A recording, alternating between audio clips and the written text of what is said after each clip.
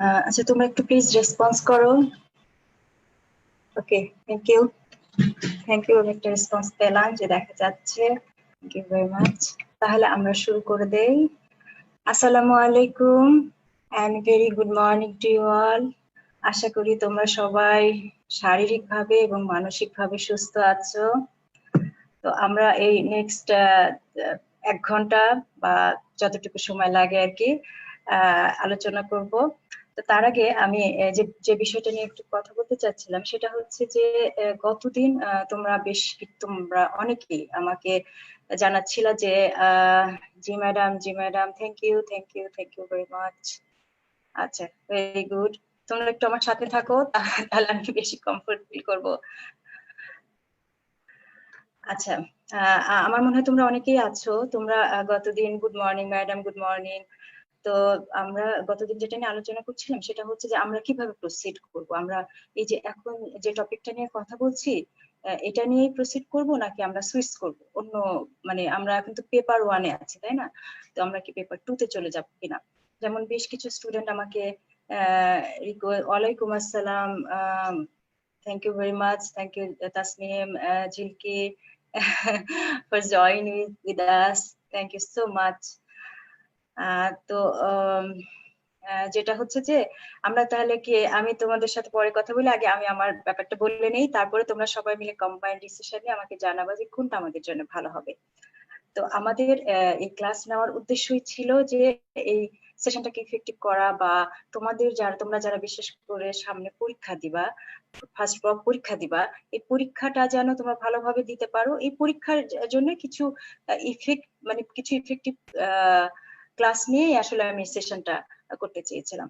তো তারই পার্ট হিসেবে আমি আসলে মনে মনে আমাকে যখন জানানো হয়েছিল যে ম্যাডাম এরকম যদি একটু ক্লাস নেন তাহলে আমাদের স্টুডেন্টদের খুব ভালো হয়, তো তখন আমি মনে মনে যেটা চিন্তা করেছিলাম সেটা হচ্ছে যে আমাদের যেহেতু তোমরা জানো বায়োকেমিস্ট্রির কন্টেন্টটাকে আমরা মেইনলি 2 ভাগে ভাগ করেছি, ডিভাইডেড ইনটু 2 পার্টস। তো এর ভিতরে পেপার 1 এবং পেপার 2।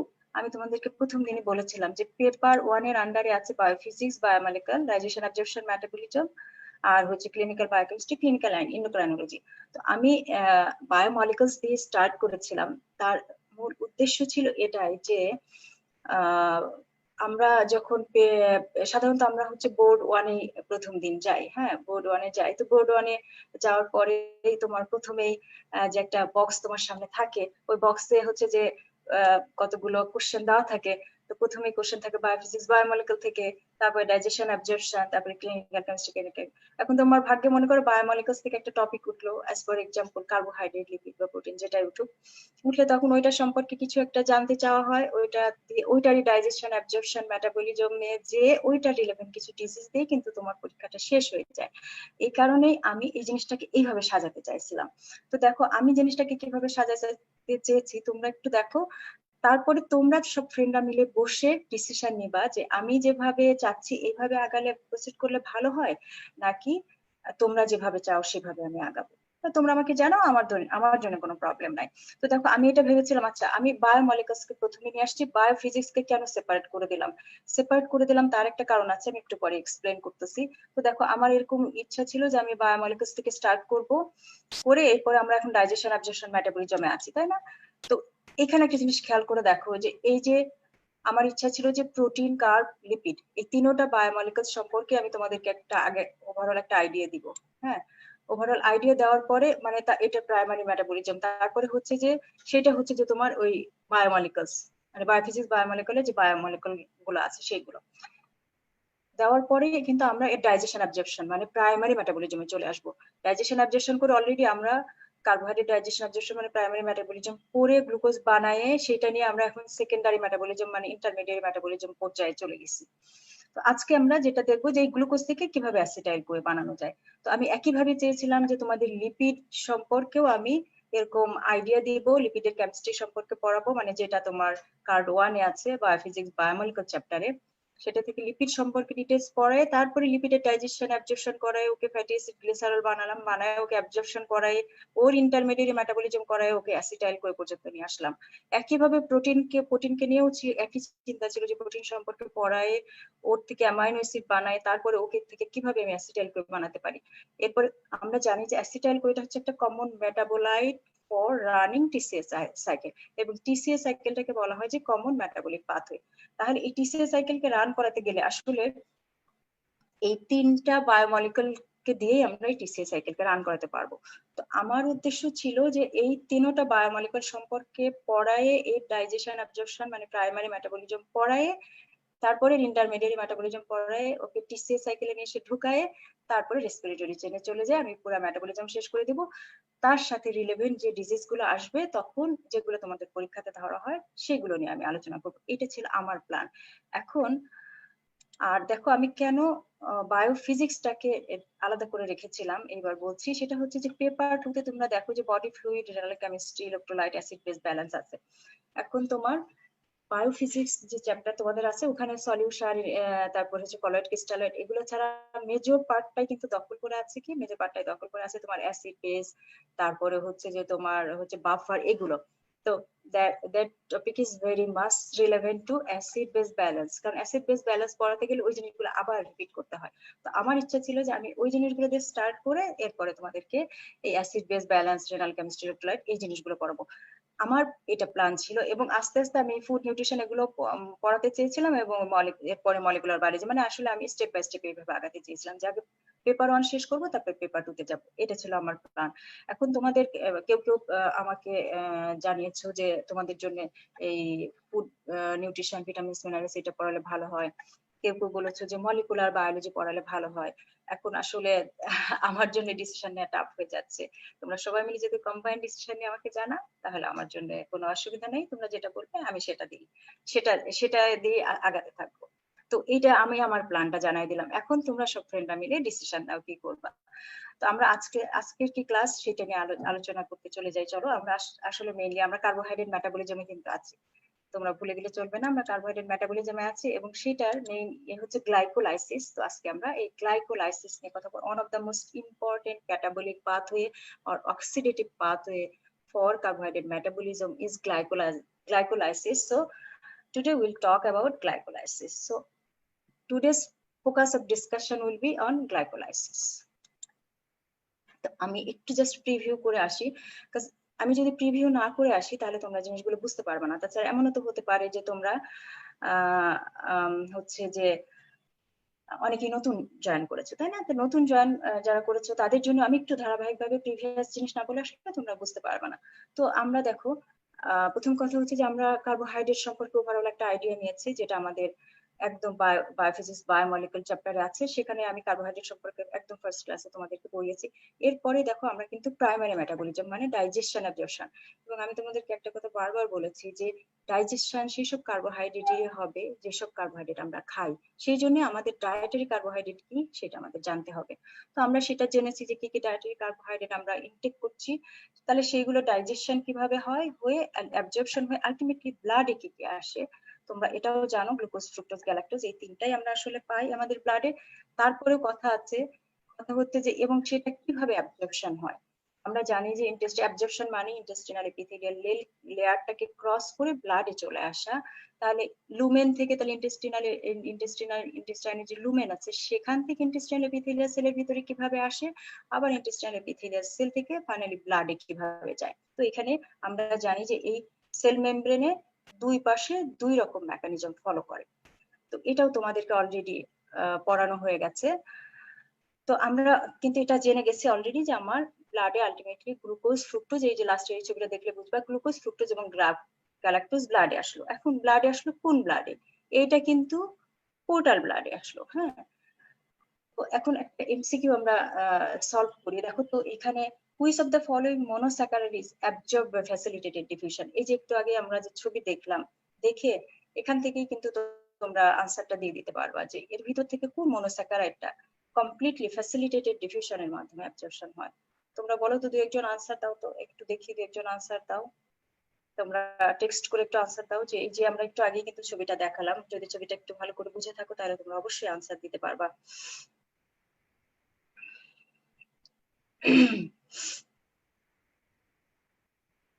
আচ্ছা, তোমরা কেউ কেউ লিখেছো যে ম্যাডাম পেপার 1 আগে শেষ করেন তারপরে পেপার 2 জান। আচ্ছা, very very good, very very good. Ifat Aman তুমি একদম কারেক্ট কারেক্ট আনসার দিয়েছো। কারণ হচ্ছে কিন্তু মতিউর রহমান সৈকত, তুমি গ্যালাক্টোস কেন বললা? গেলে আমি তো গতদিন তোমাদেরকে, তুমি একটু আগে তাহলে একটু ছবিটা দেখো দেখো, আমি ডিজি দিয়ে তোমাদের যেদিন পড়াইছিলাম ওইদিন বলেছিলাম ডিজি দিয়ে মনে রাখবা, গ্লুকোজ এবং গ্যালাক্টোজ সেম পাথওয়ে ফলো করে। গ্লুকোজ এবং গ্যালাক্টোজ, জিজি, গ্লুকোজ এবং গ্যালাক্টোজ সেম পাথওয়ে ফলো করে। তার মানে যখন সে লুমেন থেকে ইন্টেস্টিনাল এপিথেলিয়াল সেলের ভিতরে ঢোকে তখন সে সোডিয়াম ডিপেন্ডেন্ট গ্লুকোজ ট্রান্সপোর্টারটাকে ফলো করে। দেখো এই তুমি ছবিটা একটু খেয়াল করে দেখো, যে ভুল আনসার দিয়েছো তুমি একটু ছবিটা খেয়াল করে দেখো। দেখো গ্লুকোজ এবং গ্যালাক্টোজ, শুধুমাত্র ফ্রুক্টোজ যেটা ফ্যাসিলিটেটেড ডিফিউশন দুই পাশেই, মানে লুমেন থেকে যখন সেলের ভিতরে আসতেছে তখনও সে এই ফ্যাসিলিটেটেড ডিফিউশন, আবার যখন সেল থেকে বের হয়ে ব্লাডে যাচ্ছে তখনও ফ্যাসিলিটেটেড ডিফিউশন ব্লড টুর মাধ্যমে। কাজে এই ছবিটা যদি তোমরা একটু খেয়াল করে দেখো তাহলে কিন্তু আমি তো তোমাদেরকে স্লাইড গুলো দিয়ে দেই এবং এই স্লাইড গুলোতে কিন্তু ছবিও থাকে, তোমরা একটু প্লিজ এই ছবি দেখে পড়বা। তুমি তাসিনু, তুমি গ্লুকোজ গ্লুকোজ কেন বলছো? গ্লুকোজ তো হচ্ছে যে ফ্যাসিলিটেটেড ডিফিউশনের মাধ্যমে, হ্যাঁ এটা হচ্ছে যে ইন্টেস্টিনাল এপিথেলিয়াল সেলের ভিতর থেকে যখন ব্লাডে যায় তখন ব্লড টুর মাধ্যমে ফ্যাসিলিটেটেড ডিফিউশনের মাধ্যমে যায়। বাট খেয়াল করে দেখো যখন সে লুমেন থেকে সেলের ভিতরে এন্টার করে তখন তো সোডিয়াম ডিপেন্ডেন্ট কো ট্রান্সপোর্টার মানে সেকেন্ডারি অ্যাক্টিভ ট্রান্সপোর্ট এর মাধ্যমে এটা ঢোকে উইথ সোডিয়ামের সাথে। এবং আমি কতদিন এটাও বলেছিলাম যে এটাই হচ্ছে সেই মেকানিজম কেন আমরা আমাদের খাবার স্যালাইন মানে ওআরএস, ওরাল স্যালাইনের ভিতরে গ্লুকোজ এবং আমাকে দুটোই দিতে হয়, সোডিয়াম ক্লোরাইড এবং গ্লুকোজ দুটোই দিতে হয়, কারণ এরা হচ্ছে একজন আরেকজনের উপরে ডিপেন্ডেন্ট। সোডিয়ামকে ছাড়া গ্লুকোজ অ্যাবজর্পশন হয় না, সোডিয়ামকে ছাড়া যেমন গ্লুকোজ অ্যাবজর্পশন হয় না সেমনি গ্লুকোজ ছাড়াও সোডিয়াম অ্যাবজর্পশন হয় না। কিন্তু ডায়রিয়ার সময় কি হয়? ডায়রিয়ার সময় তোমার ডিহাইড্রেশন হয়। ডিহাইড্রেশনের সময় মানে তোমার হিউজ পরিমাণ ওয়াটার লস হয়ে গেছে, তোমাকে রিহাইড্রেট করতে হবে, মানে পুনরায় ওকে হাইড্রেট করতে হবে। তাই তখন তোমার কি দরকার? তোমার প্রচুর ওয়াটার দিতে হবে। সেই ওয়াটার, শুধু ওয়াটার তো আমার ব্লাড কখনোই ধরে রাখতে পারবে না যদি তার সাথে সলিউট না থাকে। তো সেই সলিউটই হচ্ছে তুমি সোডিয়াম দিচ্ছ এবং গ্লুকোজ দিচ্ছ, গ্লুকোজ ফর নিউট্রিশন। কিন্তু তুমি অ্যাবজর্পশন তো করাতে পারবে না, যদি সোডিয়াম না দাও গ্লুকোজ অ্যাবজর্পশন হবে না, আবার যদি গ্লুকোজ না দাও সোডিয়াম অ্যাবজর্পশন হবে না। মানে তার মানে একজন আরেকজনের কি কি বলা যায় যে একজন আরেকজনের সম্পূরক, মানে একজন আরেকজনের কমপ্লিমেন্টারি। তো এই দুইজনকে দুইজনের ভিতরে একটা কমপ্লিমেন্টারি সম্পর্ক বা রেসিপ্রোকাল সম্পর্ক, দুইজন দুইজনের হাত ধরে ভিতরে ঢুকে। এনিওয়ে তোমরা যারা যারা ভুল আনসার দিয়েছো তোমরা একটু প্লিজ দেখে নিও, গ্লুকোজ যে লিখেছো, ফ্রুক্টোজ যারা যারা লিখেছো তারা সঠিক আনসার দিয়েছো। আচ্ছা, আর আমি ওই যে বললাম যে তাহলে আমি গ্লুকোজ, ফ্রুক্টোজ এবং গ্যালাক্টোজ এই তিনটাকে আমি ব্লাডে নিয়ে আসলাম। এখন খেয়াল করে দেখো কোন ব্লাডে নিয়ে আসলাম? আমি তো পোর্টাল ব্লাডে নিয়ে আসলাম, পোর্টাল সার্কুলেশনের ভিতরে।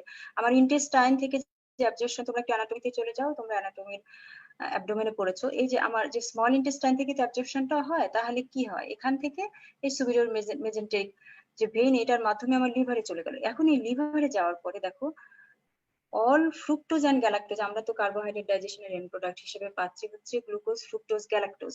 কিন্তু আলটিমেটলি লিভারে যাওয়ার পর all fructose and galactose will be converted into glucose again. তার মানে আমার সিস্টেমিক সার্কুলেশনে যেটা আমি পাবো সেটা হচ্ছে অনলি গ্লুকোজ।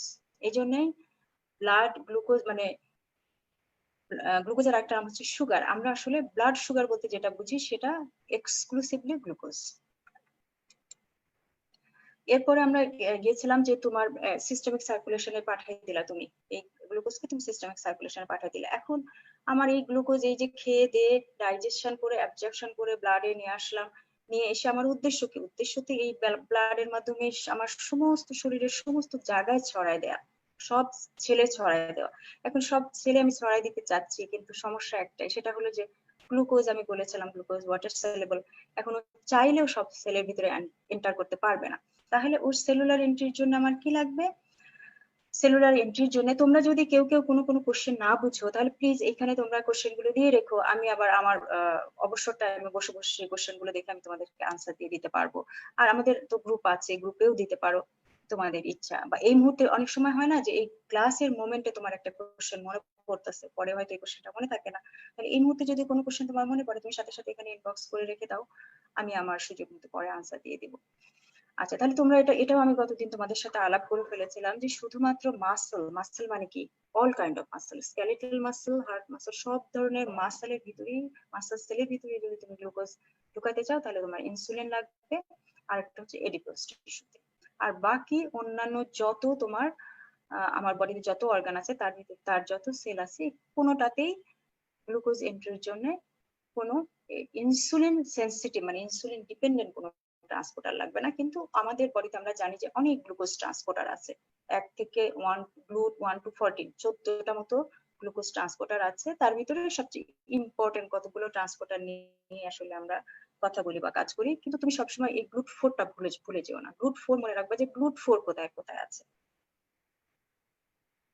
কার্বোহাইড্রেটের ইন্টারমিডিয়েট মেটাবলিজম, আমাকে সাদ গতদিন, সাদ আজকে আছে কিনা আমি জানি না, সাদ গতদিন আমাকে এটা নিয়ে অনেক কোশ্চেন করেছিল। আচ্ছা সাজিদ তুমি আছো? Thank you very much. তো সাদ আমাকে গতদিন এটা নিয়ে প্রশ্ন করেছিল যে ইন্টারমিডিয়েট মেটাবলিজম বলতে আসলে কি বোঝায়। আসলে তোমাদের এটা নিয়ে অনেক কনফিউশন আছে। এখন দেখো একটা জিনিস খেয়াল করে দেখো, আমরা কিন্তু আরবিট্রারি মানে নিজেদের মতো করে একটা ক্লাসিফিকেশন করে নিয়েছি মেটাবলিজমের, ক্লাসিফিকেশন বা স্টেজিং করে নিয়েছি, ডিভাইড করে নিয়েছি। বইতে দেওয়া আছে হচ্ছে ক্যাটাবলিজমের 3টা ডিফারেন্ট স্টেজ আছে বা 3টা ফেজ আছে। সেই ফেজটা হচ্ছে স্টেজ 1, যেটা হচ্ছে যে ডাইজেশন হয়ে তোমার লার্জার মলিকুল গুলো তার হচ্ছে যে সিম্পলার মলিকুল বা মোনোমারে কনভার্ট হলো। সেম জিনিস কিন্তু তোমার সেলের ভিতরেও হবে। খেয়াল করে দেখো, তোমার বডির ভিতরে গ্লাইকোজেন হিসেবে জমা আছে, তোমার বডির ভিতরে ট্রায়াসাইক্লিসাইল হিসেবে জমা আছে, তাহলে সেগুলো যখন ভাঙবে সেটা, আর এই যে ডাইজেশন অ্যাবজর্পশন, এইটা কিন্তু সেম টাইপের প্যারালাল একটা রিঅ্যাকশন। একটা হচ্ছে ডাইজেস্টিভ সিস্টেমের ভিতরে ডাইজেশন, সেটাকে আমরা ডাইজেশন বলছি, বা এই যে ব্রেকডাউন যেটা হচ্ছে সেলের ভিতরে, সেটাও কিন্তু একটা মেটাবলিজম, মানে এখানে কিন্তু একটা ক্যাটাবলিজম হচ্ছে, মানে লাইসিস হচ্ছে, ভাঙছে। আবার তোমার যে মেটাবলিজম যেটা, এটাও কিন্তু ভাঙা, কিন্তু এখানে এই ফার্স্ট স্টেজে আমরা আসলে কোনো এনার্জি প্রডিউস করতে পারি না।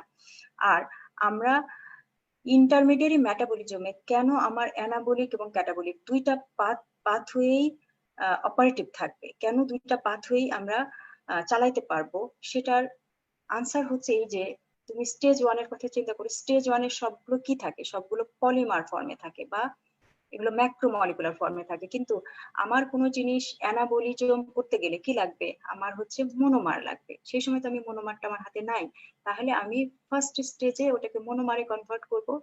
ইন্টারমিডিয়েট মেটাবলিজমে যাওয়ার পরে মানে সেকেন্ডারি মেটাবলিজমে যাওয়ার পরে সেই মনোমার দিয়ে কিন্তু আমি পলিমারও বানাতে পারবো। আবার এট দ্য সেম টাইম আমি যখন কোনো কিছু সিনথেসিস করতে যাই মানে অ্যানাবলিজম করতে যাই, আমার কি লাগে, আমার এনার্জি লাগে। সেই এনার্জি আমি কোথা থেকে পাবো, তাহলে আমাকে ক্যাটাবলিক পাথওয়ে চালাতে হবে। তাহলে ক্যাটাবলিক পাথওয়েও আমি সাইড বাই সাইড চালাতে পারবো। ক্যাটাবলিক পাথওয়ে চালায়ে আমি এনার্জি রিলিজ করব, সেই এনার্জি কাজে লাগায়ে কিন্তু আমি আমার অ্যানাবলিজম করব, মানে আমি বিল্ড করব, কোনো কিছু তৈরি করব। তাহলে ইন্টারমিডিয়েট মেটাবলিজম বলতে কি বুঝি, দেখো এই জিনিসটা এরকমই যে তুমি তোমার মতো করে ডেফিনিশন বানায় নাও, আমি এটা আমার মতো করে বানিয়েছি যে post absorptive anabolic and catabolic fate of glucose upon entry into the cell before going to respiratory chain. আচ্ছা, এই রেসপিরেটরি চেনে যাওয়ার আগ পর্যন্ত গ্লুকোজের ভাগ্যে যা কিছু ঘটবে সেটা অ্যানাবলিক ফেটও হতে পারে, ক্যাটাবলিক ফেটও হতে পারে। এই সমস্ত কিছু মিলেই হচ্ছে ইন্টারমিডিয়েট মেটাবলিজম বা সেকেন্ডারি মেটাবলিজম। আর আমরা তো জানি যে metabolism includes both pathway, anabolism and catabolism. তাহলে ইন্টারমিডিয়েট মেটাবলিজমের ভিতরে আসলে কি কি পড়লো, এর ভিতরে দেখো অল অ্যানাবলিজম, যত ধরনের অ্যানাবলিজম আছে সবগুলো, plus second phase of catabolism up to TCS cycle পর্যন্ত। কিন্তু রেসপিরেটরি চেনে চলে গেলে কিন্তু ওটা এক্সক্লুসিভলি ক্যাটাবলিক। আবার ফার্স্ট স্টেজ তুমি চিন্তা করে দেখো, আমাদের 3টা স্টেজ আছে, 3টা স্টেজ অফ ক্যাটাবলিজম আছে, তার ভিতরে ফার্স্ট স্টেজ হচ্ছে এক্সক্লুসিভলি ক্যাটাবলিক। আবার একদম লাস্ট স্টেজ রেসপিরেটরি চেন, ওটাও এক্সক্লুসিভলি ক্যাটাবলিক, কারণ ওইখানে যে মেইন এনার্জি এটিপি প্রোডাকশনটা হয়। তাহলে মাঝামাঝি যে জায়গাটা থাকলো সেই জায়গাটা কি, সেই জায়গাটা হচ্ছে ইন্টারমিডিয়ারি, যেখানে তুমি আসলে দুইটা পাথওয়ে চালাতে পারবা, অ্যানাবলিক পাথওয়ে চালাতে পারবা, ক্যাটাবলিক পাথওয়ে চালাতে পারবা। এখন এই যে এটা আমি আসলে সাদ কোশ্চেনটা করেছে বলে সাদ আমি জানি না আছো কিনা, তাহলে তুমি এই জিনিসটা একটু দেখে নাও যে এই যে আমি তোমাদের বলেছিলাম যে এইটা যে এই যে গ্লুকোজ আমরা ডায়েট থেকে কি খেলাম, ডায়েট থেকে পেলাম হচ্ছে কার্বোহাইড্রেট। তো কার্বোহাইড্রেট ডায়েট থেকে পাওয়ার পরে এটাকে আমি ডাইজেশন করাবো, ডাইজেশন করাই অ্যাবজর্পশন করাই এই সেলুলার আপটেক করালাম গ্লুকোজকে। এখন দেখো এই যে গ্লুকোজকে সেলুলার আপটেক করানোর পরে কিন্তু আমি এই যে অ্যানাবলিক পাথওয়ে চলে যেতে পারি, অ্যানাবলিক পাথওয়ের দিকে চলে যেতে পারি, মানে গ্লাইকোজ বানায় ফেলতে পারি। অথবা এইটা দিয়ে আমি কি করতে পারি, আমি রাইবোজ সুগার বানায় ফেলতে পারি for synthesis of DNA RNA. এছাড়াও আমি কি করতে পারি, আমি এই যে ট্রায়াস ফসফেট থেকে আমি ট্রায়াসাইল গ্লিসারল বানায় ফেলতে পারি, তার মানে লাইপোজেনেসিস করতে পারি। তাহলে এই সবগুলোই কিন্তু আমার কি হলো, অ্যানাবলিক পাথওয়ে। আবার এট দ্য সেম টাইম দেখো আমার এনার্জি প্রয়োজন, আমি ক্যাটাবলিক পাথওয়ের দিকে চলে গেলাম। অথবা আমি এখান থেকে গ্লুকোনিওজেনেসিসের মাধ্যমে গ্লুকোজও বানায় ফেলতে পারি, এই যে গ্লাইকোজেনোলাইসিস করতে পারি। তার মানে ক্যাটাবলিক পাথওয়ে, অ্যানাবলিক পাথওয়ে দুইটা পার্টি থাকবে, দুইটা পাথওয়ে থাকবে ইন দা ইন্টারমিডিয়ারি মেটাবলিজম সেকশনে। আর সবসময় খেয়াল করে দেখো যে ক্যাটাবলিজমের যে স্টেজগুলো আছে এটা বইতে একটা ডিমার্কেশন লাইন দিয়ে দিয়েছে, বাট এই যে মেটাবলিজমের যে ডিমার্কেশন লাইন আমরা নিজেরা বানিয়েছি এটা কিন্তু পুরোটাই আরবিট্রারি, আমরা আমাদের নিজেদের সুবিধার্থে জিনিসটা তৈরি করে নিয়েছি, আমাদের মনে রাখার সুবিধার্থে। তো লেটস প্রসিড। এখন আমার মনে হয় তোমরা বুঝতে পেরেছো। তাহলে এখন খেয়াল করে দেখো, এটা তোমাদের পরীক্ষা হওয়ার হামেশা খুবই আসে, তোমাদের রিটেনে আসে, তোমাদের ভাইভাতে জিজ্ঞাসা করা হয়। আমি এখানে ভাগ ভাগ করে দিয়েছি এই জন্য, তুমি একবারও বলে দিতে পারো। ভাগ ভাগ করে বললে তোমার ভুল হওয়ার সম্ভাবনা অনেক কম থাকে। একবারে বলতে যে তোমরা অনেক সময় ভুলায় ফেলো আর বলতে পারো না। তোমাকে যদি জিজ্ঞাসা করি ইন্টারমিডিয়ারি মেটাবলিজম অফ গ্লুকোজ কি, অথবা তোমাকে যদি জিজ্ঞাসা করি ইন্টারমিডিয়ারি মেটাবলিজম অফ কার্বোহাইড্রেট কি, আনসার কিন্তু সেম হবে। প্লিজ ডোন্ট ফরগেট ইট, এটা একদম ভুলবা না, একই আনসার হবে। আচ্ছা স্যার তুমি আছো, স্যার তুমি আমি যে এতক্ষণ এক্সপ্লেইন করলাম, ডিড ইউ আন্ডারস্ট্যান্ড? তুমি যদি বুঝে থাকো তাহলে একটু প্লিজ আমাকে জানাও যে ম্যাডাম আমি বুঝেছি। তা না হলে এই জিনিসটা আমাকে আরেকবার, আমি ক্লাসের লাস্টে আমি আরেকটা স্লাইড রেখেছি যে যদি আমি সময় পাই তাহলে I will explain it later after completion of my this topic. তো আমার মনে হয় এরকম যদি তুমি ভাগ করে বলো তাহলে খুব ভালো হয়, যে ইন্টারমিডিয়েট মেটাবলিজম অফ কার্বোহাইড্রেট ধরলো তোমাকে, অথবা ইন্টারমিডিয়েট মেটাবলিজম অফ গ্লুকোজ ধরলো, এটা তোমার এসএকিউ মানে প্রশ্ন, রিটেনেও তোমার প্রশ্ন আসে। তখন তুমি কি করবা, এই দুই ভাগে ভাগ করে নাও, কিছু অ্যানাবলিক ফেট আছে কিছু ক্যাটাবলিক ফেট আছে, তাহলে তুমি মনে রাখতেও তোমার সুবিধা হবে, সুন্দর করে তুমি বলতে পারবা। তাহলে অ্যানাবলিক ফেটের ভিতরে কি কি আছে, গ্লাইকোজেনেসিস, যেটা হচ্ছে যে এই যে গ্লুকোজ থেকে তুমি আবার যদি গ্লাইকোজেন বানায় ফেলো, আমরা জানি যে ইট ইজ জাস্ট পলিমারাইজেশন। তাহলে স্যার তুমি বুঝতে পেরেছো আশা করি, থ্যাংক ইউ ভেরি মাচ। এরপরে গ্লুকোনিওজেনেসিস মানে গ্লুকোজকে আমরা সিনথেসিস করতে পারি সাম নন কার্বোহাইড্রেট সোর্স থেকে। তো সেটাও আমরা গ্লুকোনিওজেনেসিসের এই পাথওয়েটা তো আমরা পরে ডিটেলস একটু পড়বই। এছাড়া আমরা লাইপোজেনেসিস, আমি তোমাদেরকে গতদিনও বলেছি যে আমরা গ্লুকোজ থেকে ফ্যাটি অ্যাসিড বানাতে পারি, গ্লুকোজ থেকে গ্লিসারল বানাতে পারি। আর এই ফ্যাটি অ্যাসিড গ্লিসারল দুইটা যদি বানাই তাহলে কি করবো, এদেরকে আমি কি করবো, এদেরকে একটা বন্ডের মাধ্যমে আটকায় দিব, যেটাকে এস্টারিফিকেশন বলে। এস্টারিফিকেশনের মাধ্যমে আটকায় দিলে ট্রায়াসাইল গ্লিসারল হয়ে গেল, তাহলে আমি গ্লুকোজ থেকে ইজিলি ফ্যাট বানায় ফেলতে পারবো। ইন্টারমিডিয়েট মেটাবলিজম অফ গ্লুকোজ আন্ডারে এবার আমরা চলে আসলাম ক্যাটাবলিক ফেট। হ্যাঁ, ক্যাটাবলিক ফেট কি কি আছে, ক্যাটাবলিক ফেটের এক নাম্বারই আছে হচ্ছে গ্লাইকোলাইসিস, এটার আরেকটা নাম হচ্ছে এমডেন মেয়ার পাথওয়ে। এটা হচ্ছে গ্লুকোজ অক্সিডেশনের one of the most important pathway. এরপরে দেখো আমি গ্লাইকোলাইসিস করে যে জিনিসটা পাবো সেটা হচ্ছে পাইরুভেট। তো এখন আমি তো বলেছি যে আমি তোমাদেরকে অ্যাসিটাইল কোয়ে বানানো পর্যন্ত পড়াবো, তাহলে আমি অ্যাসিটাইল কোয়ে তো বানাতে গ্লাইকোলাইসিস করলাম ঠিকই, কিন্তু অ্যাসিটাইল কোয়ে তো বানাতে পারলাম না। তাহলে oxidation of pyruvate to acetyl CoA, তাহলে আজকে আমি glycolysis as well as oxidation of pyruvate to acetyl CoA এইটুকু পর্যন্ত পড়ায় রেখে দিব। আমি তোমাদেরকে অলরেডি বলেছি এইটুকু পর্যন্ত পড়ায় রেখে দিব, রেখে দিয়ে আমি লিপিডে চলে যাব। লিপিডের কেমিস্ট্রি পড়াবো, পড়ায় লিপিড ডাইজেশন অ্যাবজর্পশন পড়ায়, লিপিডকে দিয়ে আবার কিভাবে অ্যাসিটাইল কোয়ে বানানো যায় সেটা বানাবো।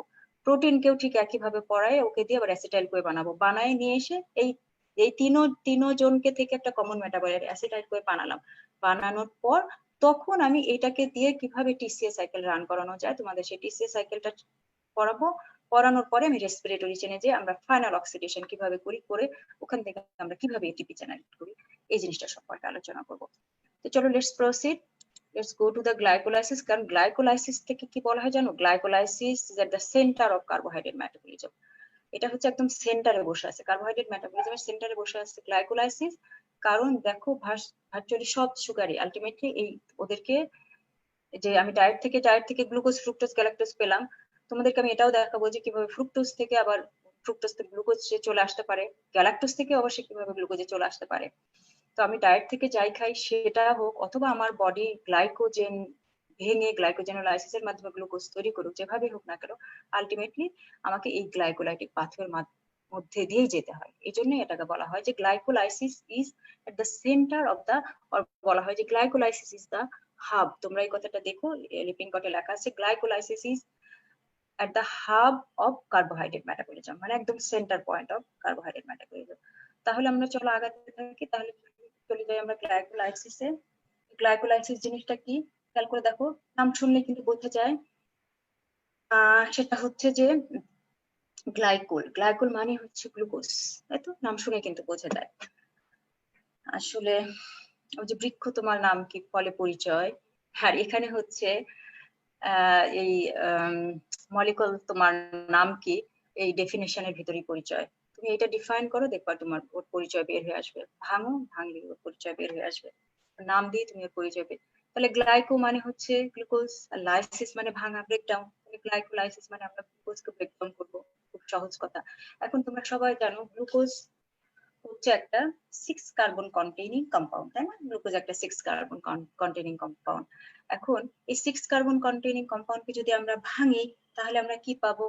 আমরা জানি যে গ্লুকোজ ভেঙে আমরা পাইরুভেট তৈরি করব ইন অ্যারোবিক কন্ডিশন।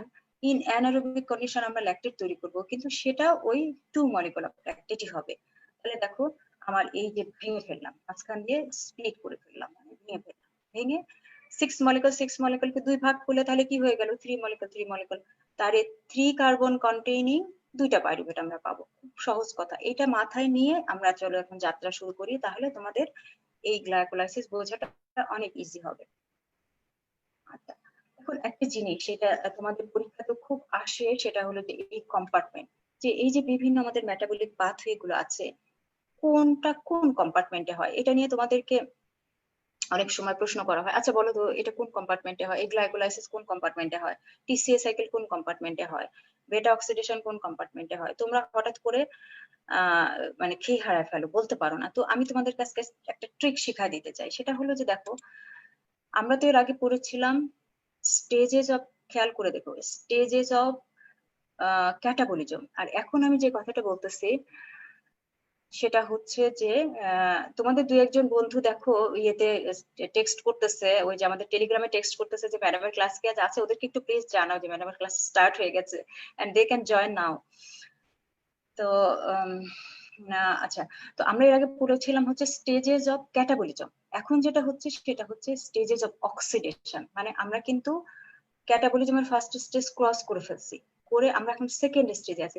সেকেন্ড স্টেজে এসে আমরা অক্সিডেশন করতেছি। অক্সিডেশন না করলে কিন্তু আসলে এনার্জি রিলিজ করতে পারবো না। তো সেকেন্ড স্টেজ অফ অক্সিডেশনে খেয়াল করো যে এই অ্যাসিটাইল কোয়ে বানানো পর্যন্ত এটাকে ওরা বলতেছে হচ্ছে স্টেজ 1। অ্যাসিটাইল কোয়ে বানানো পর্যন্ত হচ্ছে স্টেজ 1। কিন্তু তোমরা একটা জিনিস মনে রাখবে, এই যে আমি একটা রেড মার্ক দিয়ে দিয়েছি, এই পাইরুভেটটাকে তোমরা একটা ল্যান্ডমার্কের মতো ইউজ করবা। তাহলে পাইরুভেটের উপর পর্যন্ত চলে যাবা, যা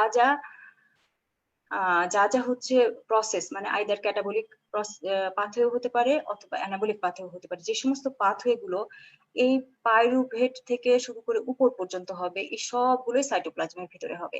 আর যেগুলোই দেখবা যে পাইরুভেট থেকে নিচের দিকে, মানে পাইরুভেট থেকে আইদার অ্যাসিটাইল কোয়ে তৈরি করতে হচ্ছে, অথবা অ্যাসিটাইল কোয়ে কে এসে এই টিসিএ সাইকেলে রান করতে হচ্ছে, অথবা রেসপিরেটরি চেনে যেতে হচ্ছে, অথবা কিছু কিছু জিনিস আছে যেমন বেটা অক্সিডেশন, ওটা থেকে তো আমরা ডিরেক্টলি অ্যাসিটাইল কোয়ে তৈরি করি। সেই কারণেই কিন্তু তোমার ওই জিনিসগুলো সবই হবে কোথায়? মাইটোকন্ড্রিয়ার ভিতরে। জাস্ট আমি তোমাদেরকে একটা ট্রিক শিখাই দিয়ে রাখলাম, এটা যখন তোমরা পড়তে বসবা তখন দরকার হলে এই স্লাইডটা সামনে নিয়ে বসো, অথবা এইটা মনে মনে একটু থিঙ্ক করে নিও যে ম্যাডাম কি বলছিল যে পাইরুভেট থেকে উপর পর্যন্ত যা কিছু ঘটনা ঘটতেছে সব কি, সবগুলোই হবে হচ্ছে সাইটোপ্লাজমের ভিতরে।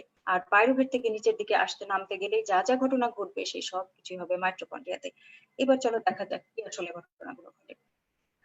দেখো সাইটোসলে আমাদের কোন কোন পাথওয়ে গুলো, কোন pathway, it could be anabolic pathway, it could be catabolic pathway, কোন পাথওয়ে সাইটোসলে হয়, এই জিনিসটা একটু দরকার হলে তোমরা মনে রেখো, মনের ভিতরে গেঁথে নিও। এই ছবিটাই দরকার হলে তোমরা তোমাদের মনের ভিতরে গেঁথে নিও। যেমন গ্লাইকোলাইসিস আমরা জানি এটা তো পাইরুভেট পর্যন্ত হবে, গ্লাইকোলাইসিস মানে আপ টু পাইরুভেট পর্যন্ত হবে, তাহলে ওটা অবশ্যই সাইটোসলে হবে। এরপরে দেখো গ্লাইকোজেনোলাইসিস, গ্লাইকোজেনেসিস মানে কি? গ্লাইকোজেনেসিস মানে হচ্ছে যে তোমার গ্লুকোজ থেকে গ্লাইকোজেন বানানো, তাহলে এটা তো পাইরুভেটের নিচে নামে নাই, গ্লুকোজ থেকে সে গ্লাইকোজেন বানায় ফেলছে, তাহলে পাইরুভেটের উপরেই আছে, তাহলে এটা অবশ্যই তাহলে সাইটোসলে হবে। এরপরে গ্লাইকোজেনোলাইসিস কি করতেছে? ওই যে তুমি গ্লাইকোজেন বানায় রাখছিলে সেটারে ভেঙে আবার গ্লুকোজ বানাচ্ছে, পাইরুভেটের নিচে কিন্তু সে নামে নাই, তাহলে এটা অবশ্যই সাইটোসলেই হবে। এরপরে আসো পেন্টোজ ফসফেট পাথওয়ে বা হেক্সোজ মনোফসফেট শান্ট, এটাও কিন্তু এই গ্লুকোজ মেটাবলিজমের আরেকটা অল্টারনেটিভ পাথওয়ে, এটা আমি তোমাদেরকে পড়াবো। এটাও কিন্তু এই পাইরুভেটের নিচে না, পাইরুভেটের উপরেই, কাজেই এটা কোথায় হবে? এইটাও অবশ্যই সাইটোসলে হবে। ফ্যাটি অ্যাসিড সিনথেসিস, আমি একটু আগে তোমাদের বললাম যে আমরা গ্লিসারল বানাতে পারি, তারপরে হচ্ছে ফ্যাটি অ্যাসিড তৈরি করতে পারি আমরা গ্লুকোজ থেকে। এটাও হচ্ছে যে তোমার একটু পরের স্টেপে আমি তোমাদেরকে দেখাবো না যে কিভাবে কোন স্টেপ থেকে যে তোমরা ফ্যাটি অ্যাসিড সিনথেসিস করতে পারো, তাহলে ওইটাও আসলে কোথায় হয়? সাইটোসলের ভিতরেই হয়। তার মানে যদি লাইপোলাইসিস, যদি ফ্যাটি অ্যাসিড সিনথেসিস ওখানে হয়, লাইপোলাইসিস যেটা মানে টিএজি ব্রেকডাউন, সেটাও তাহলে সাইটোসলের ভিতরেই হবে। আচ্ছা, এরপরে তুমি এসো মাইটোকন্ড্রিয়াতে কোন কোন সাইকেল হয়, ওই যে বাকি যে জিনিসগুলো টিসিএ সাইকেল মানে অ্যাসিটাইল কোয়ে তৈরি করা থেকে শুরু করে অ্যাসিটাইল কোয়ে নিয়ে যা কিছু কাজ কারবার সব কিছুই হবে তোমার মাইটোকন্ড্রিয়ার ভিতরে। যেমন টিসিএ সাইকেল তো আসলে অ্যাসিটাইল কোয়ে এবং অক্সালো অ্যাসিটিক অ্যাসিড এই দুটাকে দিয়ে আমরা রান করাই, চলতে থাকে। এরপরে অক্সিডেটিভ ফসফোরাইলেশন কোথায় হয়? এটা অক্সিডেটিভ ফসফোরাইলেশন মানেই হচ্ছে রেসপিরেটরি চেইন, তো এটা তো অবশ্যই মাইটোকন্ড্রিয়ার ভিতরে হবে। বেটা অক্সিডেশন অফ ফ্যাটি অ্যাসিড মানে ওখানে আমি তৈরি করি হচ্ছে অ্যাসিটাইল কোয়ে, তাহলে অ্যাসিটাইল কোয়ে বানাতে গেলে তো অবশ্যই আমাকে মাইটোকন্ড্রিয়ার ভিতরে যেতে হবে। এরপরে কিটোন বডি ফর্মেশনও শুরুই হয় আমার কি দিয়ে? কিটোন বডি ফর্মেশনের আমার হচ্ছে যে সাবস্ট্রেটই হচ্ছে অ্যাসিটাইল কোয়ে, তাহলে যে জিনিস যে প্রসেসের সাবস্ট্রেটই অ্যাসিটাইল কোয়ে, তাহলে সেটা নিশ্চয়ই অবশ্যই আমার কোথায় হবে? মাইটোকন্ড্রিয়ার ভিতরে হবে।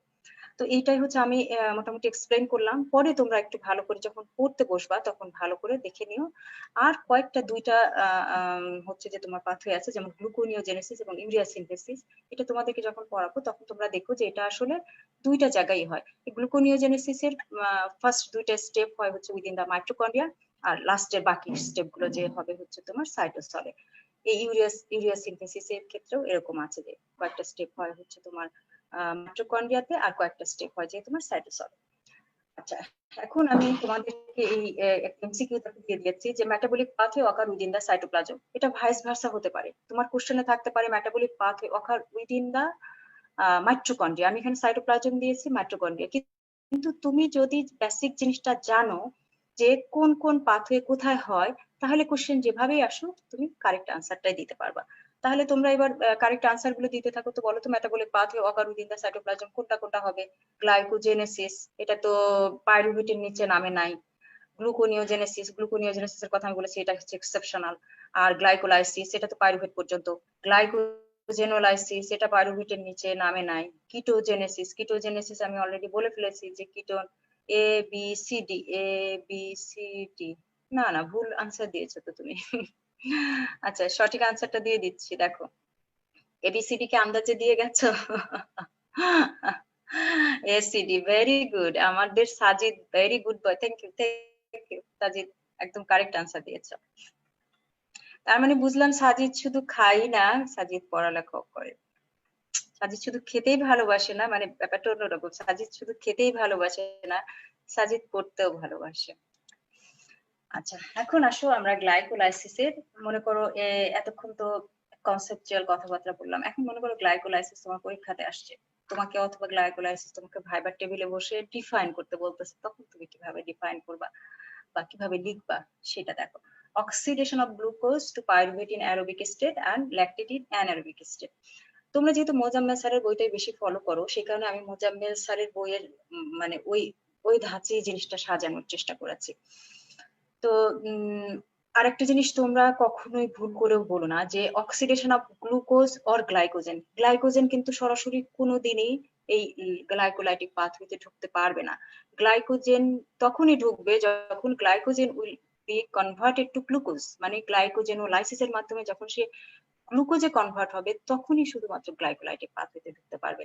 তাহলে আমার মনে হয় ডেফিনেশনটা এটা বললেই সবচেয়ে ভালো হয়, যে oxidation of glucose to pyruvate in aerobic condition and lactate in anaerobic condition. এখন তাহলে দেখো আমাদের এখানে সাবস্ট্রেট কি দিয়ে আমরা যাত্রা শুরু করলাম। আমাদের এখানে সাবস্ট্রেট বা যাত্রা শুরু করলাম কোন মলিকুলটা নিয়ে? গ্লুকোজ নিয়ে। আমি তোমাদের প্রথমে একদম গ্লাইকোলাইসিসের ফার্স্টে বলে দিয়েছিলাম যে আমরা 6 কার্বন কন্টেইনিং গ্লুকোজকে ভেঙে 3 কার্বন কন্টেইনিং পাইরুভেট বানাবো। এখন 3 কার্বন কন্টেইনিং পাইরুভেট যদি বানাই তাহলে দেখো ওই নাম্বার অফ কার্বন কম পড়ে গেল না? কারণ আমরা জানি যে পাইরুভেট হচ্ছে 3 কার্বন কন্টেইনিং আর আমার গ্লুকোজ ছিল 6 কার্বন কন্টেইনিং। তাহলে এটাকে আমার কিভাবে আমি এই ইকুয়েশনটা মিলাবো? ইকুয়েশনটা এইভাবে মিলাবো যে তাহলে আমার 2টা পাইরুভেট বানাতে হবে। তাহলে একটা গ্লুকোজ ভেঙে আমরা সবসময় 2টা পাইরুভেট বানাই। এই জিনিসটা একটু খেয়াল করো, কারণ পরবর্তীতে যে গ্লাইকোলাইসিস স্টেপ গুলো যখন দেখাবো, লাস্ট স্টেপে যখন মানে এনার্জি স্টেপ, ওখানে সবসময় দেখবা যে প্রত্যেকটা জিনিস 2টা করে তৈরি হবে, কারণ তখন 2টা মলিকুল ওই পাথওয়েতে এন্টার করেছে।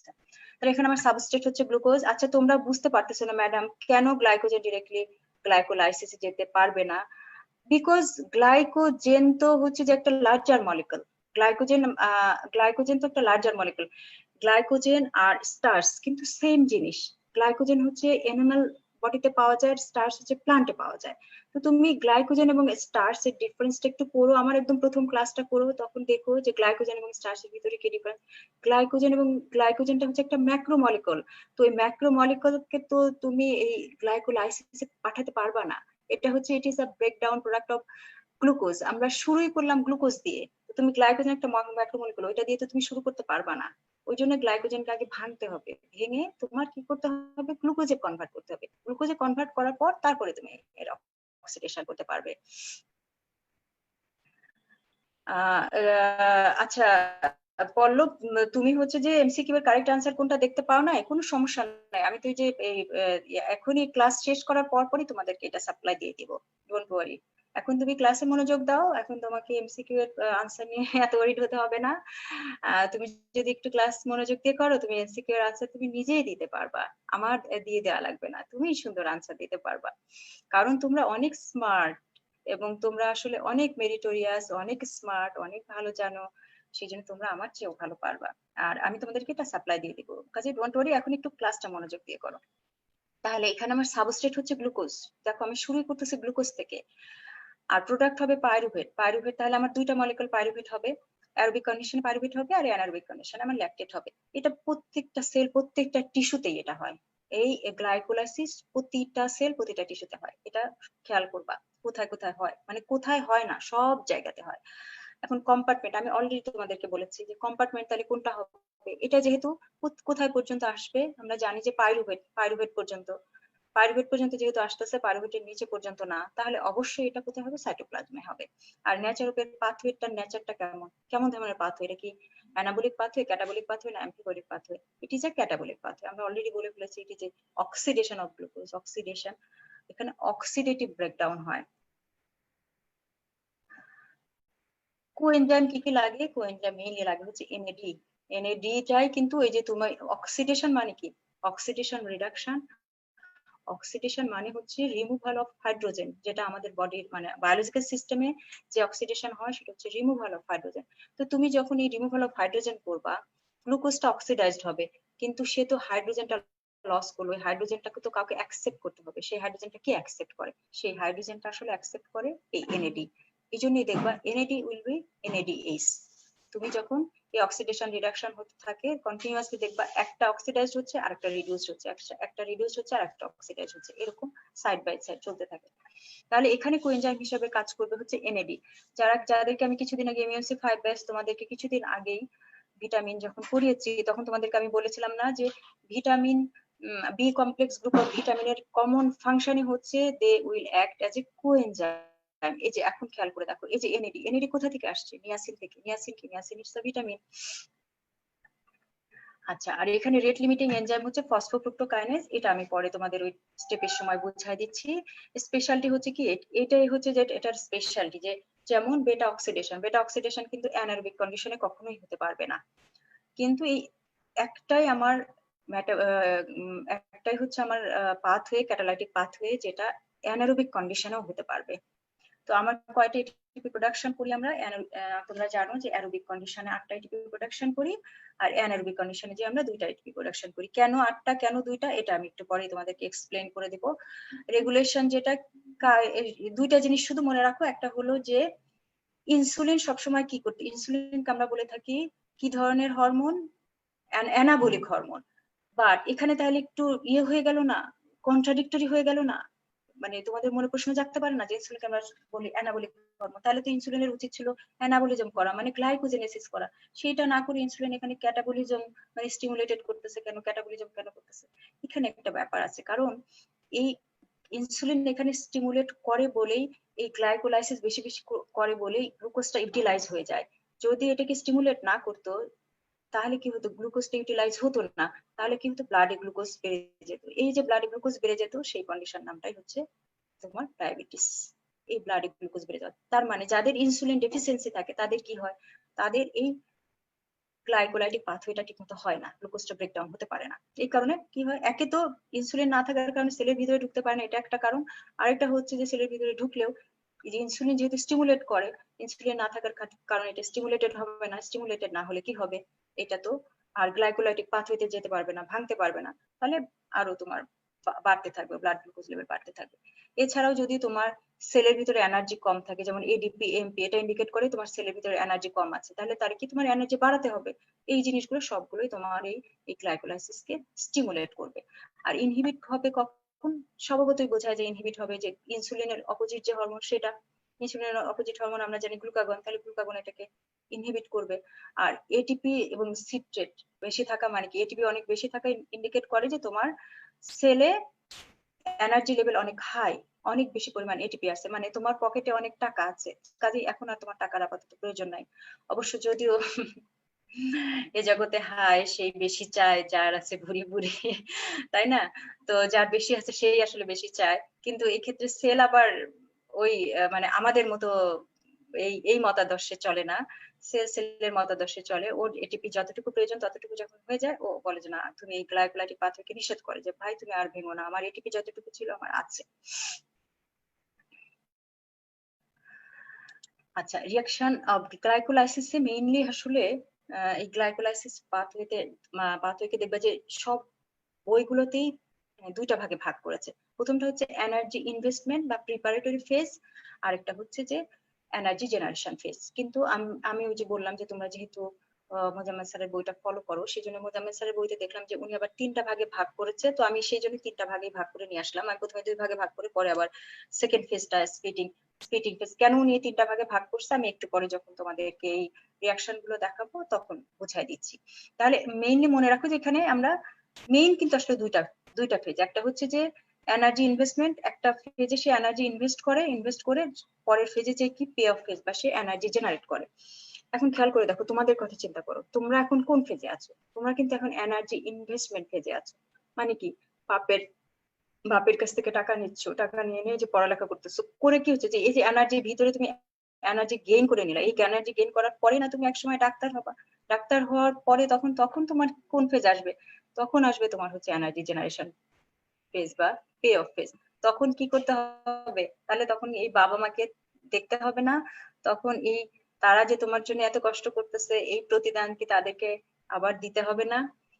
সেটাই হচ্ছে তোমার এই এনার্জি জেনারেশন ফেজ। আর এখন তাহলে তোমরা যেমন আছো এনার্জি ইনভেস্টমেন্ট প্রাইমিং বা প্রিপারেটরি ফেজ, তোমরা ডাক্তার হওয়ার জন্য প্রিপারেশন নিচ্ছ, এটার সাথে মিলায় রাখো। মাঝের ওই স্প্লিটিং ফেজটা, আমি কেন স্প্লিটিং ফেজটাকে সেকেন্ড ফেজে নিয়ে আসছি আমি সেটা একটু পর তোমাদেরকে বুঝিয়ে দিচ্ছি। দেখো সব বইতেই কিন্তু এভাবে এক্সপ্লেন করা আছে। এই 6 কার্বন কন্টেইনিং গ্লুকোজ এই যাত্রা শুরু করলো, করে তারপরে এইটা একটা ফেজ আছে যেটা হচ্ছে এনার্জি ইনভেস্টমেন্ট ফেজ। এখানে যে স্প্লিটিং, এই যে স্প্লিট হয়ে যে 2টা আলাদা আলাদা হয়ে যায়, স্যার আবার এটাকে আরেকটা ফেজে ভাগ করেছে, বাট এটাকে আলাদা ফেজে না ভাগ করলেও চলে। তো সব বইতেই বলেছে প্রথমটা হচ্ছে এনার্জি ইনভেস্টমেন্ট ফেজ আর নিচেরটা হচ্ছে এনার্জি পে অফ ফেজ বা এনার্জি জেনারেটিং ফেজ। তো আসো আমরা এখন এক এক করে আগাই। প্রথমে দেখো আমরা ফার্স্ট ফেজটায় আসি, যেটাকে আমরা বলে থাকি প্রিপারেটরি ফেজ বা প্রাইমিং ফেজ বা এনার্জি ইনভেস্টমেন্ট ফেজ, যেটাই বলো না কারণ। এখানে কি হলো, ওই যে আমি বললাম যে আমরা গ্লুকোজটাকে সেলের ভিতরে ঢুকাই দেব, গ্লুকোজটাকে সেলে গ্লুকোজটাকে সেলে গ্লুকোজ এন্ট্রি করালাম, সেলের ভিতরে এন্ট্রি করাই দিলাম।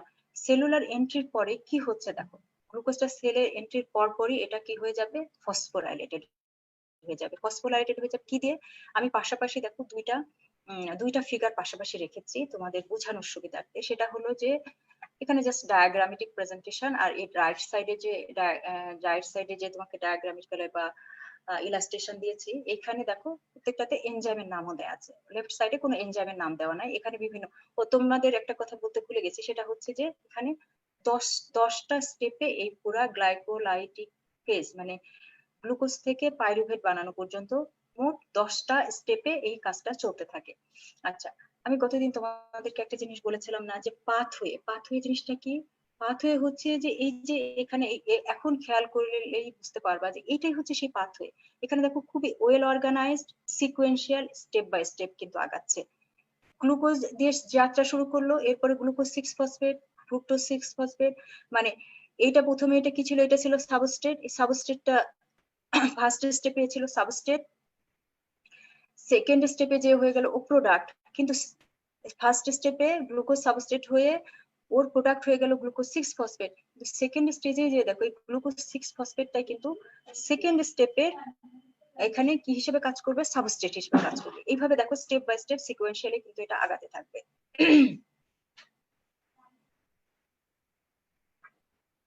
সেইটা বুঝবো। আচ্ছা আচ্ছা ma'am, various metabolic pathway regulation stimulator আর কি ইনহিবিটর, সেটা কিভাবে বুঝবো? আচ্ছা, থ্যাংক ইউ ভেরি মাচ, তুমি কোশ্চেন দিয়ে রাখো, আমি তোমাকে পরে আনসার দিয়ে দিব। হ্যাঁ, কারণ এখন যদি আমি আনসার দিতে যাই তাহলে ক্লাসটা অনেক লেন্দি হয়ে যাবে, তো শেষ করতে হবে।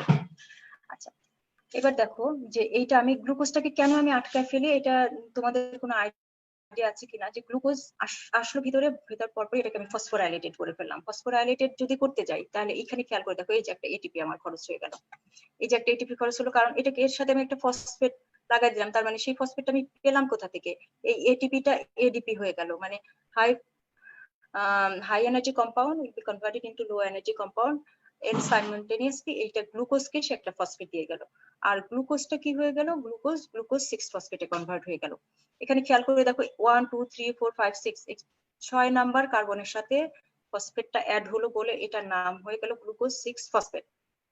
এবং গ্লুকোজ 6 ফসফেট যে হলো, এই সময় এটা কি হয়ে গেল, এটা পোলারাইজড হয়ে গেল। আমরা জানি যে ফসফেট গ্রুপটা হাইলি পোলারাইজড, যখন এটা পোলারাইজড হয়ে যাবে তখন এটা সেল মেমব্রেন ক্রস করে আর বাইরে চলে আসতে পারবে না, মানে সেলের ভিতরে ট্র্যাপড হয়ে যাবে। সেলের ভিতরে আমরা তো সেলুলার এন্ট্রি করাই দিয়েছিলাম, সেল থেকে যেন সে আবার বের হয়ে চলে আসতে না পারে, সেটার জন্য আমরা এটাকে ট্র্যাপ করে ফেললাম। এই ট্র্যাপ করার জন্য আমরা ফসফোরাইলেটেড করে ফেললাম। এইটাতে কারা কাজ করবে? সবগুলো সেলে, মানে সব সেলের ভিতরে কাজ করবে হচ্ছে হেক্সোকাইনেজ এনজাইম, শুধুমাত্র লিভার এবং বেটা সেল অফ প্যানক্রিয়াসে কাজ করবে গ্লুকোকাইনেজ। কেন সব সেলে হেক্সোকাইনেজ আর লিভারে এবং বেটা সেলে গ্লুকোকাইনেজ কাজ করবে? এটা থাকলো তোমাদের হোমওয়ার্ক, এটা তোমরা নিজেরা পড়বা, পড়ে বের করবা। পরে যদি তোমাদের কোনো কনফিউশন থাকে আমাকে কোশ্চেন করো, কারণ এখন যদি আমি এটা নিয়ে কথা বলতে চাই তাহলে আমার আরো 1 ঘন্টা পার হয়ে যাবে। I am running out of time, আমাকে আই হ্যাভ টু রান মোর, আমাকে আরেকটু আগে দ্রুত দৌড়াতে হবে।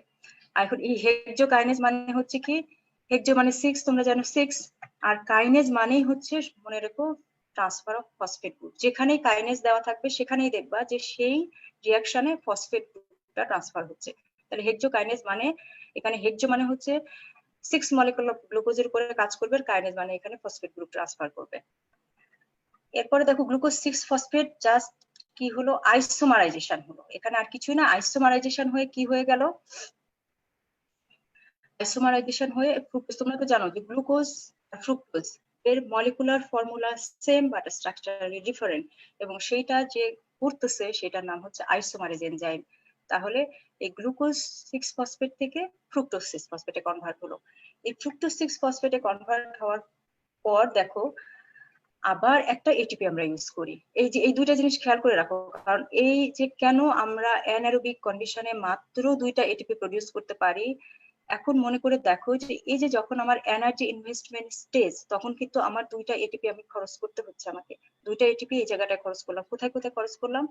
যখন আমি গ্লুকোজ থেকে গ্লুকোজ 6 ফসফেট বানালাম তখন একবার খরচ করলাম, আবার যখন আমি ফ্রুক্টোজ 6 ফসফেট থেকে ফ্রুক্টোজ 1,6 বিসফসফেট, এই বিসফসফেটের আরেকটা নাম হচ্ছে ডাইফসফেট। কোথাও যদি লেখা থাকে ফ্রুক্টোজ 1,6 বিসফসফেট, তার মানে বুঝবা যে বিসফসফেট মানে হচ্ছে ডাইফসফেট। এবং কোথায় কোথায় এই ফসফেটটা আছে নাম শুনেই কিন্তু বোঝা যায়, 1 নম্বরে এবং 6 নম্বরে। তার মানে ফ্রুক্টোজের 1 নম্বরে এবং 1 নম্বর কার্বনে এবং 6 নম্বর কার্বনে একটা করে ফসফেট গ্রুপ লাগানো আছে, এই জন্য এটা নাম হয়ে গেল ফ্রুক্টোজ 1,6 বিসফসফেট। এরপরে এখন দেখো, এখন জাস্ট স্প্লিটিং, ভাঙবে।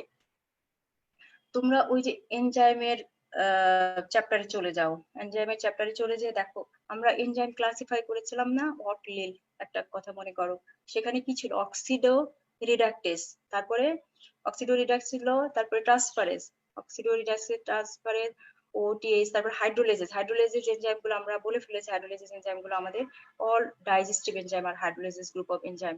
অটিল এলাই, আরেকটা ছিল না আইসোমারেজ, এইটা সেই আইসোমারেজ অটিল এল আই, একটা ছিল লাইয়েজ আর একটা হচ্ছে হলো আইসোমারেজ আর একটা ছিল লাইগেজ, সেই যে আই, সেই আই এর হচ্ছে আইসোমারেজ। সেই আইসোমারেজ এনজাইম দিয়ে তাহলে কি হয়ে গেল, আইসোমারাইজেশন হয়ে ফ্রুক্টোজ 6 ফসফেট হয়ে গেল। এখন এই যে ফ্রুক্টোজ ফসফোফ্রুক্টোকাইনেজ 1, ফসফোফ্রুক্টোকাইনেজ 1 দিয়ে ফ্রুক্টোজ 16 সরি হ্যাঁ ফ্রুক্টোজ 6 ফসফেট হলো তো আইসোমারেজ এনজাইম দিয়ে। তারপরে দেখো এরপরে আমার আরেকটা কি লাগবে, এই সময় আরেকটা এটিপি লাগে, যখন আমার ফ্রুক্টোজ 16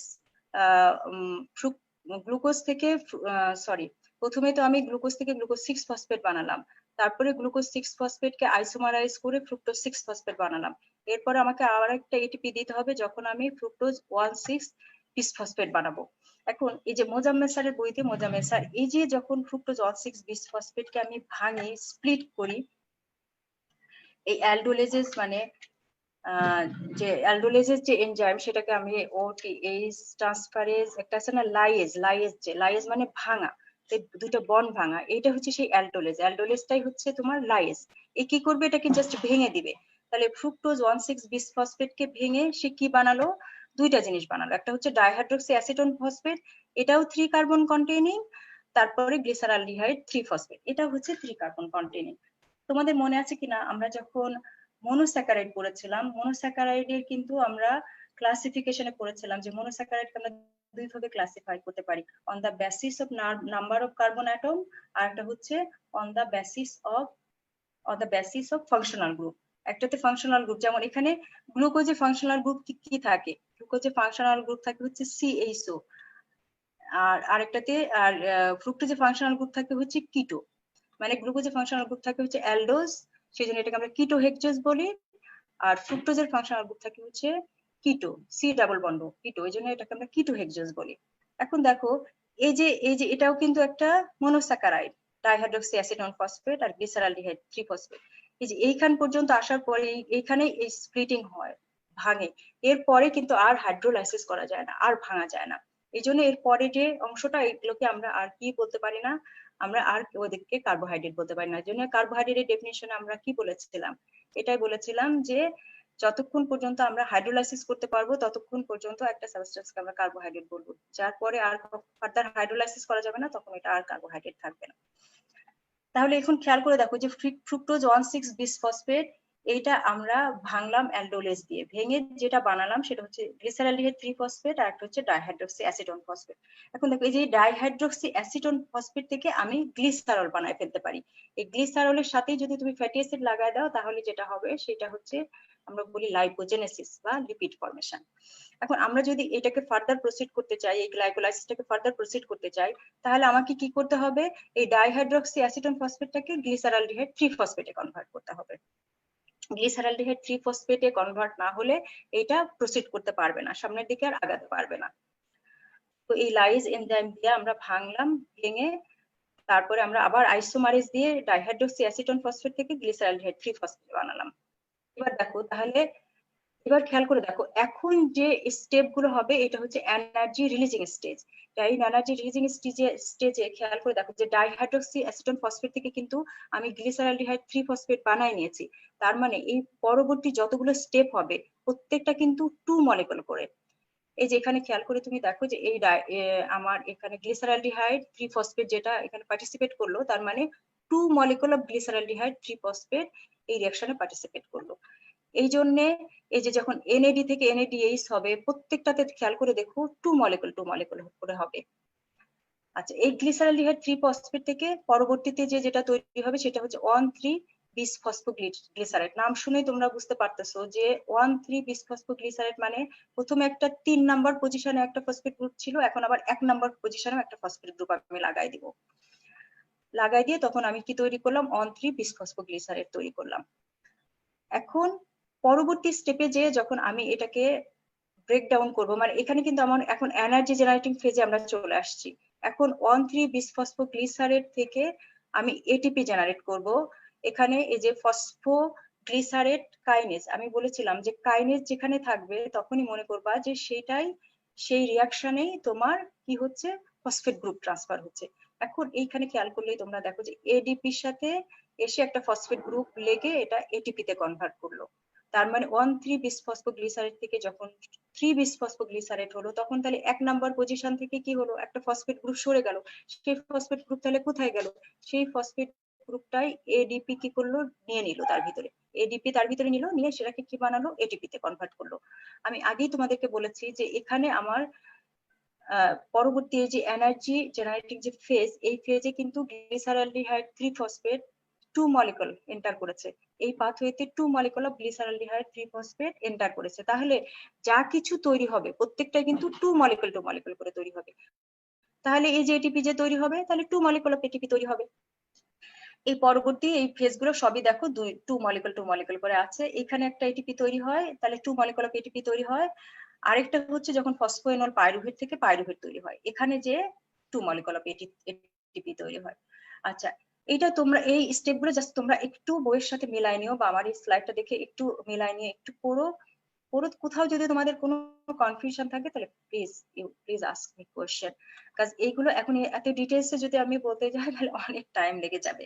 তো আর এইগুলো তোমাদের আসলে এত ডিটেইলসে জানতে হবেও না। তোমাদের মেইনলি জানতে হয় যে আসলে কতটুকু এনার্জি প্রডিউস হয়, কোথায় এনার্জি প্রডিউস হয়।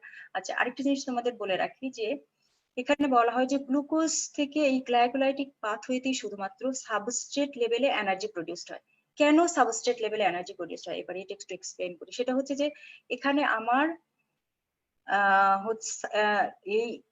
এই রিয়াকশনে আমার সাবস্ট্রেট কে ছিল, আমার সাবস্ট্রেট ছিল গ্লুকোজ, আর প্রোডাক্ট হচ্ছে পাইরুভেট।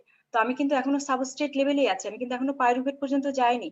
পাইরুভেটে যাওয়ার আগেই কিন্তু আমি এটিপি প্রোডাকশন করে ফেললাম। সেই জন্য বলা হয়ে থাকে, যেটাকে বলা হয়ে থাকে সাবস্ট্রেট লেভেল এটিপি প্রোডাকশন। কিন্তু বাকি এই যে আমার এনএডি থেকে যে এনএডিএইচ হয়ে গেল, সেই এনএডিএইচটাকে যদি আমি ফার্দার রিঅক্সিডাইজ করতে চাই, তাহলে আমাকে অবশ্যই কোথায় যেতে হবে, আমাকে অবশ্যই রেসপিরেটরি চেনে যেতে হবে। রেসপিরেটরি চেনে যেই শুধুমাত্র আমি এটাকে রিঅক্সিডাইজ করতে পারবো। কিন্তু একমাত্র গ্লাইকোলাইটিক পাথওয়েতেই আমি সাবস্ট্রেট লেভেলে এনার্জি প্রডিউস করতে পারি, এটিপি প্রডিউস করতে পারি। আর বাকি কোনো পাথওয়েতে তুমি সাবস্ট্রেট লেভেলে কোনো এনার্জি প্রডিউস করতে পারবা না। তুমি রিডিউসড কোএনজাইম প্রডিউস করবা, সেই রিডিউসড কোএনজাইমকে ফার্দার রিঅক্সিডাইজড হতে গেলে অবশ্যই রেসপিরেটরি চেনের ভিতরে যেতে হবে। আচ্ছা, তাহলে আমরা এই পাইরুভেট তৈরি করে ফেললাম। এবার দেখো এটিপি ক্যালকুলেশন। এটিপি কিভাবে ক্যালকুলেশন, যদি আমার অ্যারোবিক স্টেটে হয়, অ্যারোবিক স্টেটে হলে দেখো 10টা এটিপি। এবার খেয়াল করে দেখো 4টা কোথায়, 4টা হচ্ছে আমার সাবস্ট্রেট লেভেলে, আর 6টা হচ্ছে রেসপিরেটরি চেন লেভেলে। আগের এইটাতে যাই, এই যে দেখো একটা এনএডিএইচ আমি প্রডিউস করেছিলাম না, এনএডিএইচ একটা না আসলে 2 মলিকুল অফ এনএডিএইচ প্রডিউস করেছিলাম। আমি বলেছি যে এই স্টেপে প্রত্যেকটা মলিকুল 2টা করে থাকবে। তাহলে আমি এনএডিএইচ প্রডিউস করা মানে এখানে আমি 2 মলিকুল অফ এনএডিএইচ প্রডিউস করছি, আর একটা করে এনএডিএইচ রেসপিরেটরি চেনে যে রান করলে 3 মলিকুল অফ এটিপি প্রডিউস করে। তাহলে আমার যদি দুইটা 2 মলিকুল অফ এনএডিএইচ থাকে, তাহলে 3 দুগুণে 6, আমার 6টা এনএডিএইচ প্রডিউস হচ্ছে, বাস because it is aerobic glycolysis. এবার মেলাতে পারো কিনা, তাহলে আমার সাবস্ট্রেট লেভেলে হচ্ছে 4টা প্রডিউস হয়, আর রেসপিরেটরি চেন লেভেলে হচ্ছে 6টা। এই সব মিলায় 10টা। কিন্তু ওই যে আমার ফার্স্ট ফেজ যেটা আমরা বলেছিলাম, কি আমরা বলেছিলাম যে এনার্জি কনজিউমিং ফেজ বা প্রিপারেটরি ফেজ, সেই ma'am why no ATP produced in HMP shunt, ওইটা এইচএমপি শান্টটা তো ডিফারেন্ট পাথে। তুমি আচ্ছা কোশ্চেনটা দিয়ে রাখো, আমি তোমাকে পরে আনসার দিয়ে দেবো। এখন আমি এইচএমপি শান্টের দিকে যেতে চাচ্ছি না, কারণ এটা আমার অনেক বাকি রয়ে গেছে। আর অ্যানারোবিক যদি স্টেট হয় তাহলে তখন শুধুমাত্র 2টা এটিপি প্রডিউস হবে। দুইটা এটিপি প্রডিউস এই কারণে যে তুমি এই যে সাবস্ট্রেট লেভেলে 4টা এটিপি প্রডিউস করলা, কিন্তু 2টা এটিপি তো তোমার ওই যে ফার্স্ট ফেজে ইউজ হয়ে গেছে, যেটা আমরা ওই ফার্স্ট ফেজটাকে কি বলেছিলাম দেখো, energy investment stage. Energy investment স্টেজে তো তুমি 2টা এটিপি অলরেডি খরচ করে ফেলেছো, আর সাবস্ট্রেট লেভেলে এসে তুমি 4টা এটিপি প্রডিউস করলা, তাহলে 4টা এটিপি থেকে তুমি এই 2টা এটিপি বাদ দিয়ে দিতে হবে তো তোমার, তাহলে আলটিমেটলি তুমি অ্যানারোবিক কন্ডিশনে মাত্র 2টা এটিপি পাচ্ছ।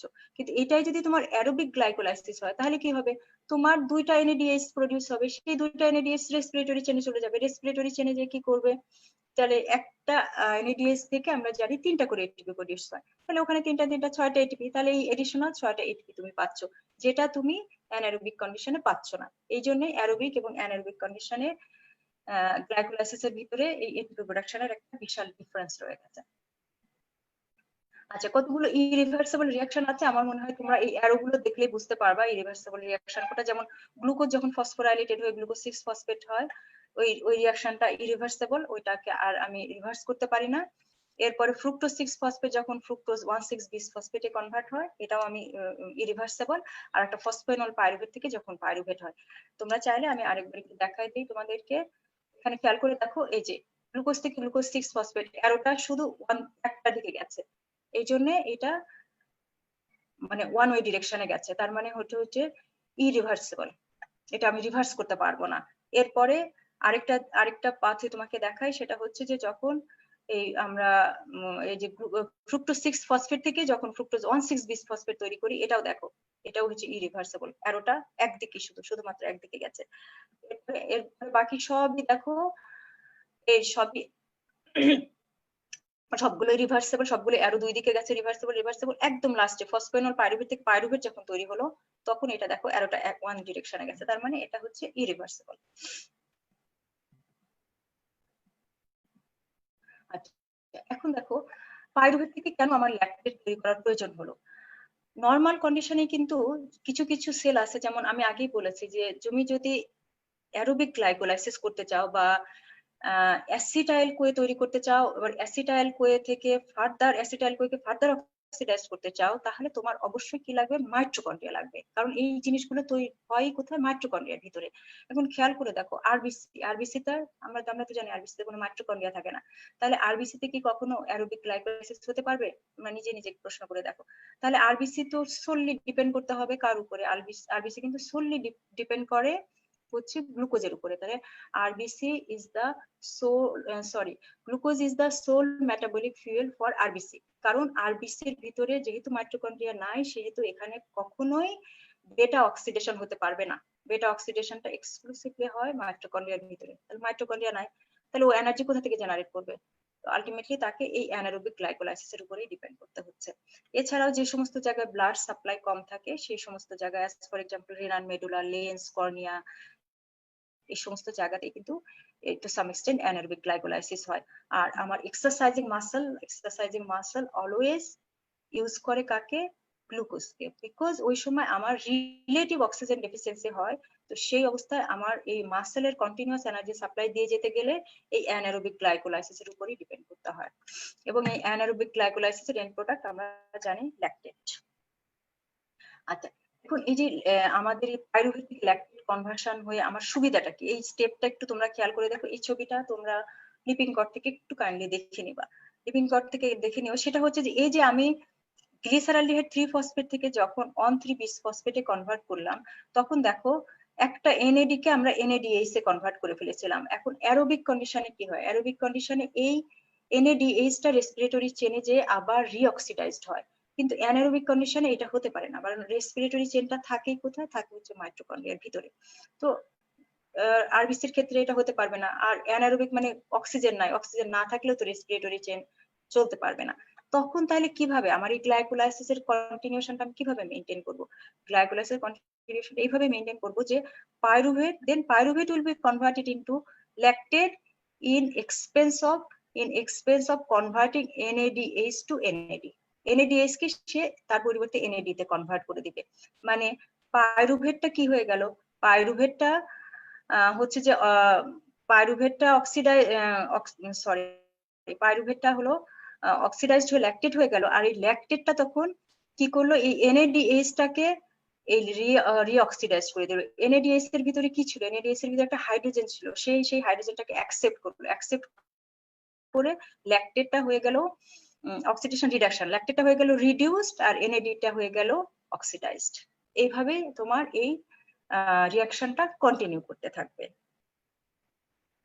এখন দেখো অ্যানারোবিক গ্লাইকোলাইসিস গুলো কোথায় কোথায় হয় আমি জানি না তোমাদের, তোমরা আসলে ম্যাম অ্যারোবিক আর অ্যানারোবিক টেস্টে এটিপি কাউন্টের ডিফারেন্টের কারণ কি, ডিফারেন্টের কারণ কি আমি তোমাকে পরে বুঝাই দেবো। মানে অ্যারোবিক হচ্ছে যে অ্যারোবিক গ্লাইকোলাইসিসে তো তোমার অ্যারোবিক মানে হচ্ছে যে ইন প্রেজেন্স অফ অক্সিজেন, আর অ্যানারোবিক মানে হচ্ছে যে in the absence of oxygen. Aerobic গ্লাইকোলাইসিসে তোমার ফার্দার অক্সিডেশনটা হতে পারে, তার মানে অ্যাসিটাইল কোয়ে তৈরি হতে পারে। অ্যাসিটাইল কোয়ে তৈরি হতে গেলে তোমার কি লাগবে? তোমার মাইটোকন্ড্রিয়া লাগবে। এরপর অ্যাসিটাইল কোয়ে তৈরি হয়ে টিসিএ সাইকেলে রান করবে, টিসিএ সাইকেলের থেকে তারপরে যে রিডিউসড কোএনজাইম গুলো, এগুলো ছিল যে রেসপিরেটরি চেন। সেই রেসপিরেটরি চেন চালাতে গেলে তোমার অক্সিজেন লাগে, প্লাস হচ্ছে যে মাইটোকন্ড্রিয়া লাগে। তাহলে প্রিকন্ডিশন হচ্ছে দুইটা, তোমার মাইটোকন্ড্রিয়া লাগবে, রেসপিরেটরি চেন লাগবে। যার মাইটোকন্ড্রিয়া নাই তারও অ্যারোবিক গ্লাইকোলাইসিস হতে পারবে না, যার হচ্ছে যে অক্সিজেন নাই তারও অ্যারোবিক গ্লাইকোলাইসিস হতে পারবে না, তখন বাধ্য হয়ে অ্যানারোবিক গ্লাইকোলাইসিসে যেতে হবে। এবং যেহেতু ওই যে NADH তো রিঅক্সিডাইজ হতে পারতেছে না, NADH রিঅক্সিডাইজড হলেই না তোমার এটিপি প্রোডাকশন হবে, 3টা করে এটিপি প্রোডাকশন হবে। ওইটাতে আমি এখনো আসি নাই, ওইটা আমি তোমাদেরকে পরে পড়াবো, অক্সিডেটিভ ফসফোরাইলেশনে পড়াবো। MCQ BDE, আচ্ছা ভেরি গুড, থ্যাংক ইউ। এখন দেখো এই পাইরুভেটের ফেট কি কি হতে পারে। এখন গ্লুকোজ থেকে গ্লাইকোলাইসিসের মাধ্যমে আমরা পাইরুভেট পেলাম, পাইরুভেট থেকে কিন্তু আমরা কি করতে পারি? অ্যালানিন বানাতে পারি। অ্যালানিন হচ্ছে নন এসেনশিয়াল অ্যামাইনো অ্যাসিড। এরপরে পাইরুভেট থেকে আমি অলরেডি বলে ফেলেছি যে যদি কোনো অক্সিজেন না থাকে অথবা মাইটোকন্ড্রিয়া না থাকে, or both, either oxygen or mitochondria or both, যেটাই অ্যাবসেন্ট থাকবে তখনই pyruvate will be converted into lactate. এরপরে দেখো পাইরুভেট যদি তুমি অক্সিজেন থাকে অথবা মাইটোকন্ড্রিয়া থাকে তাহলেই তুমি শুধুমাত্র পাইরুভেট থেকে অ্যাসিটাইল কোয়ে বানাতে পারবা, আদারওয়াইজ নট। তখন এই অ্যাসিটাইল কোয়ে টিসিএস সাইকেলে যাবে। পাইরুভেট থেকে মাইটোকন্ড্রিয়ার ভিতরে পাইরুভেট থেকে অক্সালো অ্যাসিটেট তৈরি হয়, এই অক্সালো অ্যাসিটেট দিয়ে আমরা গ্লুকোনিওজেনেটিক পাথওয়ের মাধ্যমে আবার গ্লুকোজ বানাতে পারি। তো পাইরুভেটের অনেকগুলো ফেট হতে পারে, তোমরা একটু বইতে দেখে নিবা। পাইরুভেটের এই অ্যালানিন, পাইরুভেট থেকে যেমন আমি অ্যালানিন বানাতে পারি, আবার অ্যালানিন থেকেও পাইরুভেট বানাতে পারি, এটা হচ্ছে যে ইন্টার কনভার্টেবল।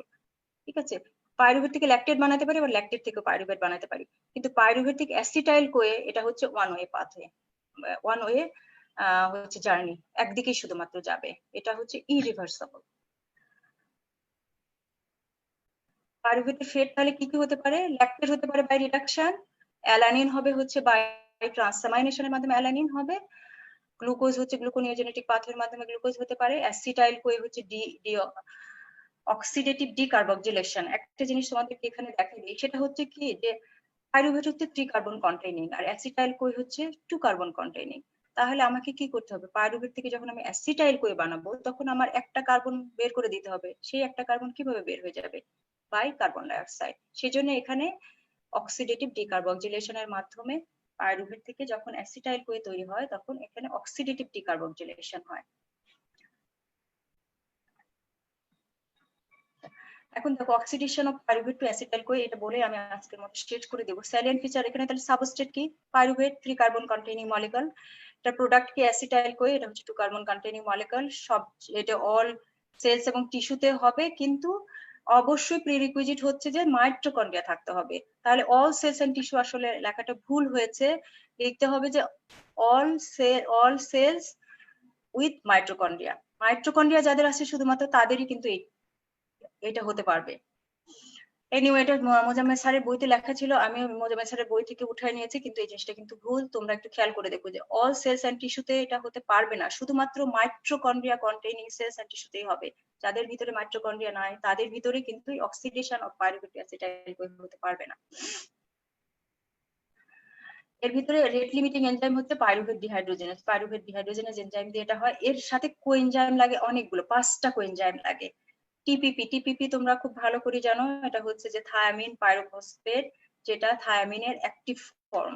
এনএডি আমরা জানি কোথা থেকে আসে, নিয়াসিন থেকে আসে, নিকোটিনামাইড অ্যাডেনিন ডাইনিউক্লিওটাইড। এফএডি হচ্ছে রিবোফ্লেভিন থেকে আসে, ফ্লেভিন অ্যাডেনিন ডাইনিউক্লিওটাইড। কোএনজাইম হচ্ছে ভিটামিন B7 আর lipoic acid. it is another coenzyme which is needed for the conversion of pyruvate to acetyl-CoA. That is, all these 5 coenzyme will act with pyruvate dehydrogenase complex enzyme. আর এখান থেকে ATP production হয় 3টা, কারণ এখানে একটা NADH তৈরি হয়। তো আমরা জানি যে প্রত্যেকটা NADH যখন রেসপিরেটরি চেনে যায় সেখান থেকে 3 মলিকুল অফ ATP প্রোডাকশন হয়। এটার মেইন ইম্পর্টেন্সটা হচ্ছে যে this is the link between TCA cycle and glycolysis. তার মানে অক্সিডেশন, মানে পাইরুভেটকে যদি তুমি ফার্দার অক্সিডাইজ না করতে পারো তাহলে কিন্তু তুমি এটাকে TCA সাইকেলে নিতে পারবা না। তাহলে আমাদেরকে ফার্দার, আমি যদি TCA সাইকেলে যেতে চাই তাহলে আমাকে অবশ্যই পাইরুভেটকে অক্সিডাইজড করে অ্যাসিটাইল-CoA বানাতে হবে। এই যে পাইরুভেট ডিহাইড্রোজেনেস কমপ্লেক্স, এটা একটা বিশাল কমপ্লেক্স একটা রিঅ্যাকশন। আমি এটা তোমাদের মনে রাখতে হবে না, আমি জাস্ট তোমাদেরকে ছবিতে দেখাইছি যে শুরু হবে পাইরুভেট দিয়ে, শেষ হবে হচ্ছে মানে এটার সাবস্ট্রেট হচ্ছে পাইরুভেট, এন্ড প্রোডাক্ট হচ্ছে অ্যাসিটাইল-CoA। আর এখানে এখানে কি তৈরি হয়, এই যে NADH তৈরি হয়। এই NADH যে একটা তৈরি হয় সেটা কোথায় যায়, সেটাই তোমার রেসপিরেটরি চেনে যে ফার্দার রিঅক্সিডাইজ যখন হয় তখন ATP প্রোডাকশন করে। পাইরুভেট থেকে আমাদের যদি আমি সংক্ষেপে বলি তাহলে দেখো, 2টা পাইরুভেট আমার সাবস্ট্রেট হিসেবে ঢুকবে, মানে আমার এই ক্যাটাবলিক পাথওয়ে এন্ট্রি নিল হচ্ছে পাইরুভেট। 2টা পাইরুভেট একসাথে ঢুকে আলটিমেটলি যে 2টা অ্যাসিটাইল-CoA তৈরি হবে, কিন্তু এই পাথওয়েতে যে সে 2টা কার্বন ডাই অক্সাইড অলরেডি বের করে দিবে, লস করে দিবে, এবং এট দ্য সেম টাইম সে 2টা NADH তৈরি করবে। এটা হচ্ছে জিস্ট কথা। তাহলে তোমাদের এই এমসিকিউটা থাকে যে vitamins needed for pyruvate dehydrogenase complex. কেন এটাকে একটা পাইরুভেট ডিহাইড্রোজেনেস কমপ্লেক্স বলে তোমরা দেখলেই বুঝতে পারবা যে ওই এনজাইমটা একটা কমপ্লেক্স, মানে অনেকগুলো কোএনজাইমের কম্বিনেশন, এই জন্য একটা খুব একটা কমপ্লেক্স ওয়েতে এটা কাজ করে। ওটা তোমাদের জানা দরকার নাই, যেগুলো কমপ্লেক্স ওটা জানা দরকার নাই, শুধু তুমি নামটা মনে রাখতে পারলেই হবে যে এটা হচ্ছে পাইরুভেট ডিহাইড্রোজেনেস একটা এনজাইম। পাইরুভেট ডিহাইড্রোজেনেজ এনজাইম দিয়ে আমরা কি করি, অক্সিডেটিভ ডিকার্বক্সিলেশনের মাধ্যমে পাইরুভেট থেকে অ্যাসিটাইল-CoA তৈরি করি। ডিকার্বক্সিলেশন মানে ডিসপ্লেস করে দেওয়া, কার্বন ডাই অক্সাইডটা সরায় দেওয়া। কার্বন ডাই অক্সাইড সরায় দিচ্ছি মানেই আমার ওখানে 3টা কার্বন ছিল, সেখান থেকে একটা কার্বন বের করে দিলাম, দিয়ে আমি 2 কার্বন কন্টেইনিং অ্যাসিটাইল-CoA তৈরি করলাম। সো অল দিস আমি তোমাদেরকে আগে বলেছিলাম যে আমি আজকে তোমাদেরকে এটা পড়াবো হচ্ছে যে গ্লাইকোলাইসিস এবং ফার্দার অক্সিডেশন অফ, মানে পাইরুভেট। গ্লাইকোলাইসিসের এন্ড প্রোডাক্ট হচ্ছে পাইরুভেট অক্সিডাইজড হয়ে অ্যাসিটাইল-CoA তৈরি হওয়া পর্যন্ত এইটুকু আজকে তোমাদেরকে পড়াবো। আমার মনে হয় আমি এটা একটু যদিও তাড়াহুড়া হয়ে গেছে, কারণ এত টাইম লাগে এই জিনিসগুলো আরেকটু এক্সপ্লেইন করতে পারলে ভালো হতো। তো আমি তোমাদেরকে মোটামুটি একটা ওভারঅল আইডিয়া দিলাম, বিকজ তোমরা আসলে পরীক্ষার্থী। আমার এটাও একটা জিনিস মাথায় রাখতে হবে যে তোমাদের পরীক্ষায় যে যে কন্টেন্ট আসে আমি সেগুলোর উপরে মেনলি হাইলাইট করে তোমাদেরকে এই ম্যাটেরিয়ালস দিয়ে দিচ্ছি, রিডিং ম্যাটেরিয়ালস। এরপরে তোমরা তো ওপেন আছে, তোমরা আমাকে কোশ্চেন করতে থাকো সারাক্ষণ যে ম্যাডাম এই প্রবলেম, এই বা এটা বুঝতেছি না, তখন আমি তোমাদেরকে কোশ্চেনের আনসার গুলো দেবো। এটার মাধ্যমে তোমাদের কনসেপশন গুলো ক্লিয়ার হয়ে যাবে। আমি তোমাদের গতদিন বলে, মানে গত ক্লাসের এবং আজকের মিলায়ে এই যে all these are references. So তোমরা এই ইউটিউব কিছু ভিডিও দেওয়া আছে, এই ইউটিউব ভিডিও গুলো তোমরা দেখে নিও। আমি এটা শুধু ফর সাদ এই কথাটা লিখে নিয়ে আসছিলাম যে সাদ এই জিনিসটা কেন বুঝতে পারলো না, সেটা হচ্ছে যে এটা হলো 3 স্টেজেস অফ ক্যাটাবলিজম। কিন্তু আমরা প্রাইমারি মেটাবলিজম বলতে, এই মেটাবলিজমটাকে আমি এর আগেও বলেছি যে আমরা মেটাবলিজমকে আসলে আরবিট্রারি, আমাদের র্যান্ডমলি আমরা এটাকে 3টা ভাগে ভাগ করেছি। প্রাইমারি যেটা, সেটা এই যে এইগুলো থেকে সবগুলো পলিস্যাকারাইড থেকে মনোস্যাকারাইড বানানো, প্রোটিন থেকে অ্যামাইনো অ্যাসিড বানানো, ফ্যাট থেকে তার মনোমার বানানো। আর এরপর সেকেন্ড যেটা সেকেন্ডারি মেটাবলিজম যেটা, সেটা আমি তো কি পেয়ে গেলাম, আমি মনোমার তো পেয়ে গেছি। এখন এই মনোমার দিয়ে আমি কি করতে পারি, আমি অ্যানাবলিক পাথওয়েতেও যেতে পারি, আমি ক্যাটাবলিক পাথওয়েতেও যেতে পারি। তো সেকেন্ডারি মেটাবলিজম কতটুকু পর্যন্ত, এই TCA সাইকেল পর্যন্ত। আর TCA সাইকেলের পরে এরপরে যেটা অক্সিডেটিভ ফসফোরাইলেশন, যেটা উইদিন দ্য রেসপিরেটরি চেইন লিনার মাইটোকন্ড্রিয়ার ভিতরে হয়, সেটাই হচ্ছে টারশিয়ারি মেটাবলিজম। আমি তোমাদের গতদিন এটাও বলেছিলাম যে সবসময় মনে রেখো, একদম ফার্স্ট স্টেজ অফ ক্যাটাবলিজম এবং লাস্ট স্টেজ অফ ক্যাটাবলিজম একদম এক্সক্লুসিভলি এটা হলো ক্যাটাবলিক। আর মাঝের অংশটা কি, মাঝের অংশটাই হচ্ছে 2টা পাথওয়ের দিকেই যেতে পারে, অ্যানাবলিক পাথওয়ের দিকেও যেতে পারে, ক্যাটাবলিক পাথওয়ের দিকেও যেতে পারে। So this was all about my today's lecture. আমি জানি না তোমরা কতটুকু এনজয় করেছো বা তোমাদের কতটুকু লাভ হয়েছে। আমি আসলে চেষ্টা করেছি, বাট আসলে টাইম কনস্ট্রেন্ট আরেকটু এক্সপ্লেন করতে পারলে আরো আমার একটু ভালো লাগতো, বাট টাইম তো একটা বিরাট বড় ফ্যাক্টর। আমি সেই জন্যই কিন্তু একটা গ্রুপ ওপেন করেছি। তোমাদের যা যা কোশ্চেন প্লিজ তোমরা ওখানে করো, বরং তোমরা কোশ্চেন করলে আমি অনেক খুশি হব। So thank you very much for staying with me. আল্লাহ হাফেজ, স্টে ওয়েল, স্টে গুড।